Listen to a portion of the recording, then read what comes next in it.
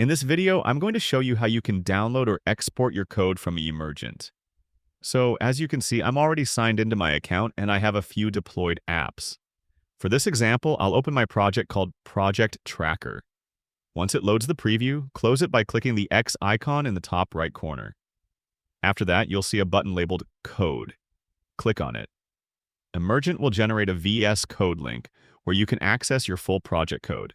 It will also display a password. You need to copy it, but don't share it with anyone. Now click Open in Browser, and once the VS Code page opens, paste your password and click Submit. You'll now see your project inside a web-based Visual Studio Code editor. On the left sidebar, you'll find folders like Frontend, Backend, and Tests. You can open each one to view or copy files. If you want to download, for example, backend code, you can right-click on that folder and select Download. Then choose where you want to save it on your computer and allow file access. Once it's done, your project files will be saved locally, and you can edit or back them up anytime. That's how you can easily export your code from Emergent. If you found this helpful, consider subscribing for more tutorials.